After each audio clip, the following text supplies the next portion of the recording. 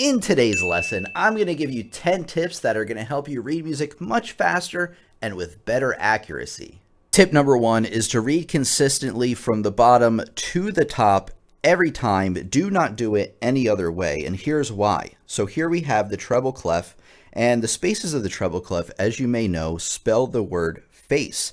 And to be able to do this correctly, you have to do that from the bottom to the top. So if I had a note right here, and I'm counting from the bottom to the top, that note would be E, the last letter in face, and specifically on the piano, it's going to be right there.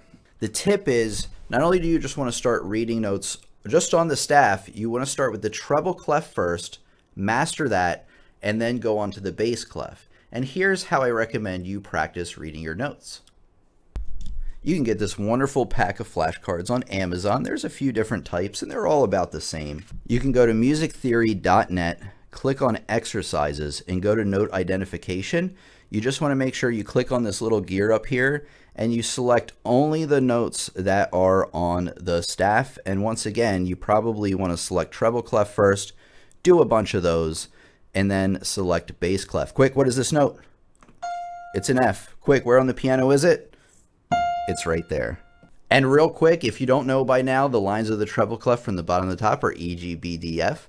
The spaces spell face like we talked about, bottom to the top. Lines of the bass clef are G, B, D, F, A, and the spaces are A, C, E, G. And one final little tidbit in this section is you do want to be practicing note reading every time you practice, which is every day, right? Or as close to every day as you can. I would spend 5 to 10 minutes on it. It doesn't need to take up your whole practice session, but trust me, are you listening? This is very important.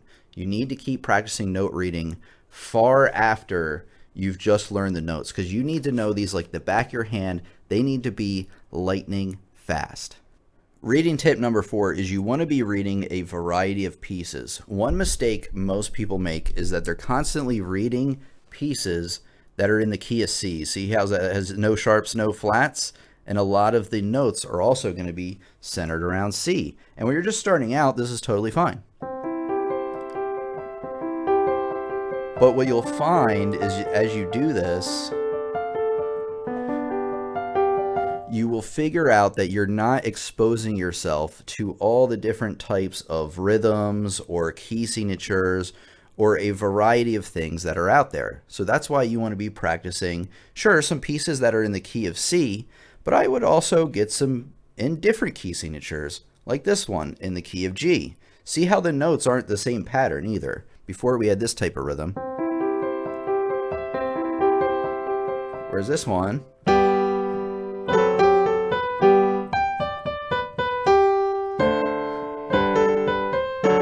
has different patterns going on. You got some grace notes, you got some slurs, things like that. So the whole point is you want to be practicing a variety of pieces to expose yourself to these little finer details. And once you expose yourself to all of these things, when you read a new piece of music, like I just played a grace note in that piece, right? If I see a piece with a grace note, I'm gonna be like, oh, I pretty much know how to do that. Now I may have to practice it and work it into that specific moment, but trust me, as you practice these things, it builds and builds and builds on each other. So please be practicing a variety of things.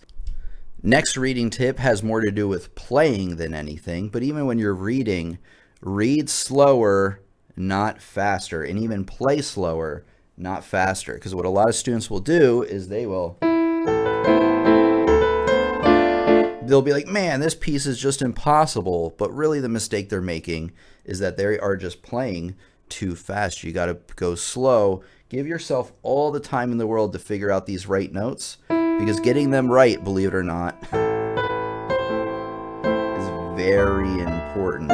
Tip number 6 is to know about and practice your intervals after you've been practicing reading notes on the staff. And here's what I mean. So an interval is the distance between two notes. So if I have a C and a D, that's a second, 1, 2. If I go C to a G, that's 5, 1, 2, 3, 4, 5. So intervals all have a number corresponding to how far apart these notes are. And you can use intervals to read music much faster, like this. Say I need to read these notes lightning quick, And there are some notes that are up on the ledger line. So instead of counting them, which would take forever, like counting up from the top space, I want you to do this. So top space of the treble clef is E, right? We said that in the beginning of the lesson. Last letter in face, right? And that's right there.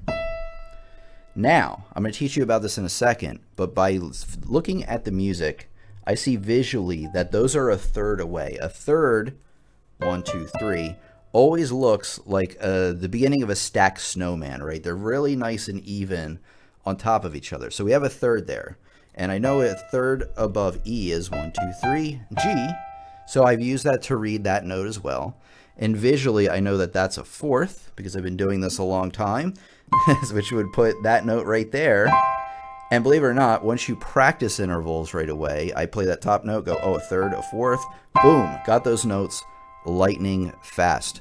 So learning your intervals can help you learn music much faster by using them in conjunction with all the little mnemonic sayings that we do. So like if you're reading, you can figure out what this top note is by, saying, okay, it spells face, and then figuring out the intervals from there.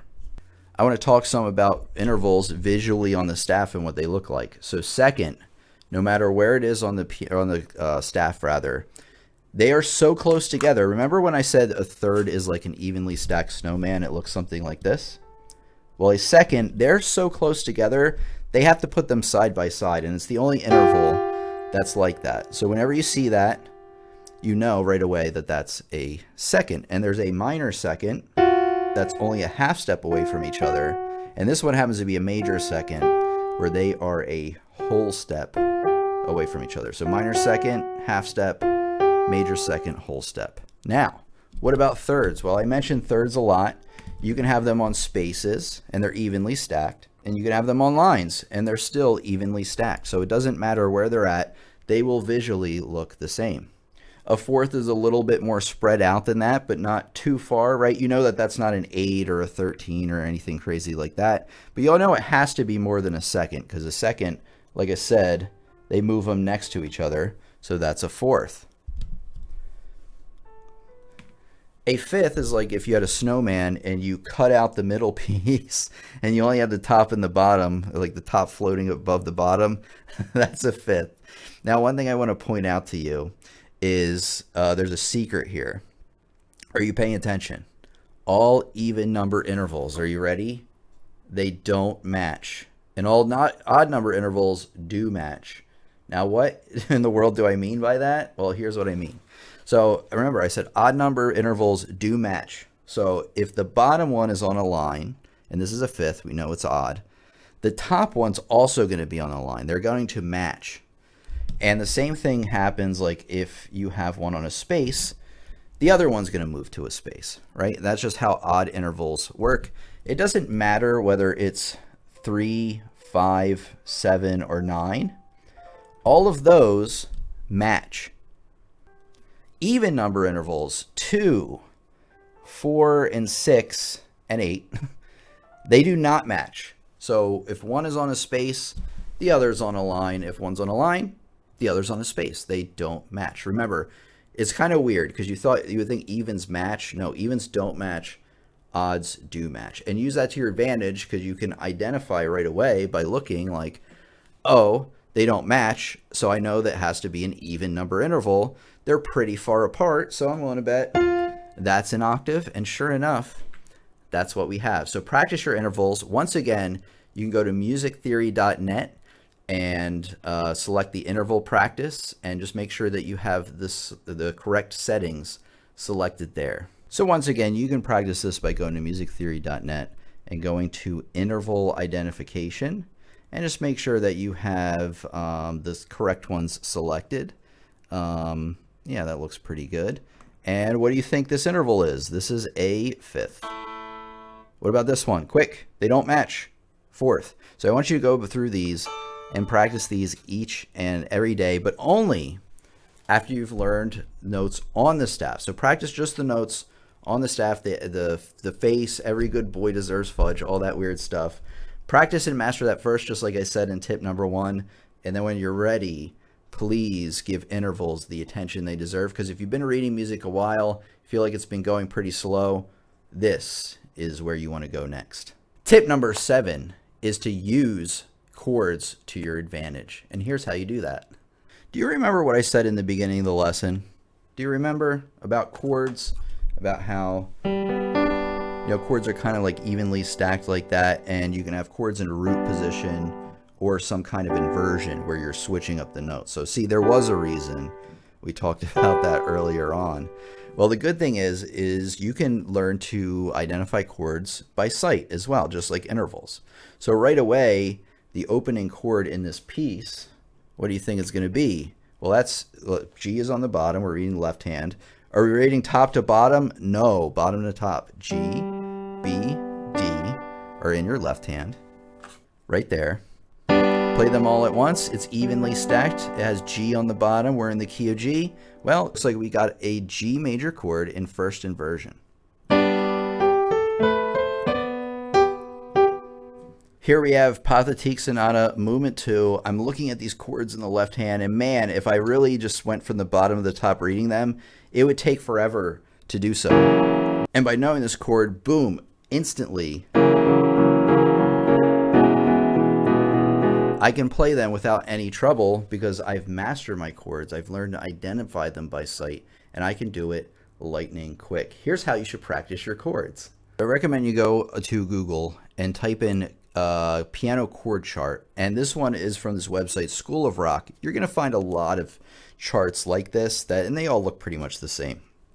What I want you to do is I want you to memorize this chart, because memorizing your chords in terms of like whether it's an A major chord or C minor or D flat major, all has to do with the spelling of the chord. And I don't mean C-H-O-R-D. I mean the 3 letters that make up the chord. For instance, the first one we have here, A major, is played with the notes A, C sharp, E. See how they have that highlighted there? And you need to know that like the back of your hand, because it doesn't matter what order the notes are in. You could have E, A, C sharp, E, A. Those 3 notes together form A major, just like that. So that's why it's helpful to play through these, not only play the chord them but then say the 3 notes that they're made of. A minor, A, C, E. The next one below that, C major, C, E, G, C minor, C, E flat, G flat. And one thing I want to tell you, you may know already by looking at this, is that the only difference between a major chord and a minor chord is 1 note, which is the middle note, is lowered for those minor chords. What chord is this? You better say C major because it's made of the notes C, E, G. We just talked about it. So you want to identify chords by sight, not only by the 3 notes they're made of, but whether they are in what we call root position, which we've talked about, or some kind of inversion where you're inverting the notes. So here's how you do this. If it looks like a snowman, it's root position, right? Because that's what I was saying before with the thirds and the fifths. And that's why we say every chord has a root, a third, and a fifth, like that. Now, you can tell it's an inversion if there's a gap, in the middle there. If the gap is towards the top end of the chord, it is a first inversion chord. Remember that, or try to remember that. If the space is towards the bottom of the chord, like this, that is a second inversion chord. And I would just start there. Learn your triads, which are the 3-note chords. Look up that piano chord chart. I would practice over a few weeks memorizing all those, and then start looking at them visually to see if you can start grabbing them from sight, because then when you learn pieces, guess what? You're going to see a chord. You're going to go, oh, that's a G11 chord, and you're going to be able to play it instantly. Tip number 8 is that not only should you be able to spot chords by sight, but you need to spot what I call, well, not I call, everybody calls, octaves, which is a specific type of interval. Oct, like an octopus, has 8 tentacles. An octave has 8 notes. 1, 2, 3, 4, 5, 6, 7, 8, just like that. So from F to F, A to A, they have to be the same note. C to C, that is what we call an octave. And being able to identify octaves by sight, along with other intervals, is super duper important beyond any other interval, because you're going to see them in your music all the time. So back to this Pathetique Sonata here, I have all of these crazy notes. Remember I was reading the chord on the bottom real quick? But then you're looking at the treble clef and you're like, by the way, we are right. Oh, I can't move it over. Sorry, guys. We are right here. So I have this thing in my right hand where you have your thumb hitting on the top space of the treble clef, which we know is E by now. It wants that note way up there. Well, let's take a look at it. They don't match. So you have space on the bottom, line on the top. That means they are 8 apart, or no, they're in even number. And you can probably guess by now that that's an octave. It's where we're going with this whole thing. And then look, octave later on in the measure, we're right here. And then chord. And then you got octaves in your left hand, which you can see starts right there. So you can see octaves abound, octaves all over the place. You can even find octaves within chords, like this one right here with your left hand. I see that there's an octave on the outside, even within that chord. Tip number 9, you need to know how to spot not only chords, octaves, but also scales. And a scale is when you have all the notes within a key. So say we're in the key of C. And you know, key of C, you may know this, key of C has 0 sharp, 0 flats. So you're not messing around with any of the black keys, right? Pretty easy. And you're going from C up to the next C. And we call C, if you're in the key of C, we call that the tonic. If you're in the key of A would be the tonic. So we call these the tonic notes, right? From one tonic, from one tonic up to the next with all the scale notes or key notes in between is what a scale is. And by identifying scales, you can kind of surmise that you can read music much faster. So here in our right hand in this piece, there are a ton of scales right away, and I could tell already that this is a C major scale, making it a little bit easier.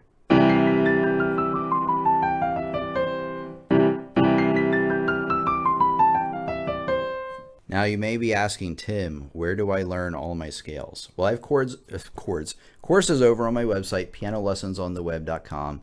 I believe in piano level 3, we really go through all the chords, or scales, excuse me, and chords. And pretty much everything in this book in detail. This is called The Complete Book of Scales, Chords, Arpeggios, and Cadences. And this is by, it's from the Alfred's Basic Piano Library. I love this book. It has every scale you need to know in order that you need to learn them. Love it. It includes scales, chords that you need to know, arpeggios, which is when you play a chord just one note at a time. So highly recommend you pick this up to master your chords. We have one more tip and then a bonus tip actually after that. But first, I just want to say thank you so much to all those that have supported the channel over the years, from the mods to the regular viewers, to people that purchase courses over on my website, pianolessonsontheweb.com. Without your help, we wouldn't have been able to reach nearly as many people as we've had. And I just want to take a second to say thank you so much.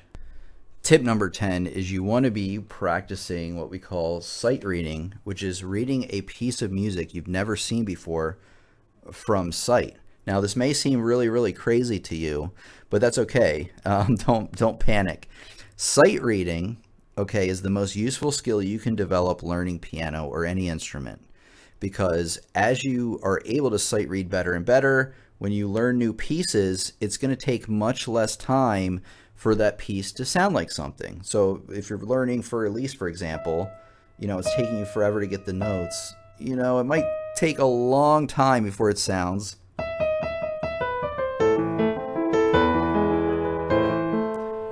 But it might take a long time to sound like that, but you will be able to get to that level much, much easier if you're good at sight reading. I could make a whole lesson on sight reading, and if you want that, let me know in the comments. In fact, I'm probably going to make one soon, to be honest. But I still want to let you. I still want to know your opinion on it.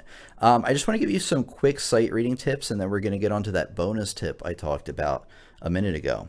So some basic sight reading tips to get you started is sight read something a little bit below your current playing level. You don't need to play it through and get perfect. It's really just trying to get from beginning to end with as few mistakes as possible. Speaking of which, I recommend reading through each example. The example should be a line or two or so.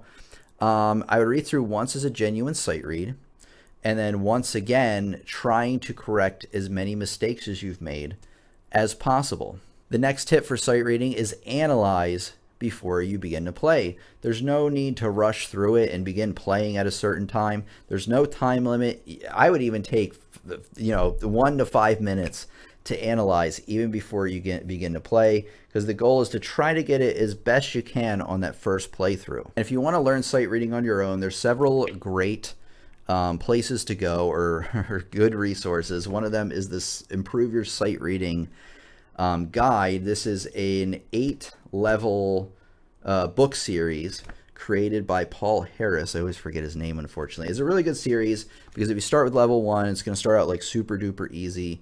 Level 2 is just like a step beyond that. So it gets you into it gradually. And that's why I highly recommend this. If you have a church hymnal around, those are decent for sight reading too. However, if you're new to sight reading, you might not be able to handle those, in which case you want to check those out. And then if you don't have any money, like you're low on resources, or you just want a quick sight reading thing that you can use, I'll show you one right now. Okay, this is pianoexercises.org, and this is one sight reading resource I absolutely love. Now you can click on any composer you want, but for sight reading, I like to go to Carl Czerny, and I love the 125 exercises in passage playing. You can use either one of these, 100 progressive studies or that one. Both are really, really good for sight reading, I think. I would even start with the progressive studies because it begins, has the word progressive in it, meaning it's starting out super duper easy. And then each one is just a little bit harder. And then as you go, they get tougher and tougher and tougher, which is amazing, I'm sure. I'm sure you wanted to hear that. But the point is that it starts you off like right from the ground level.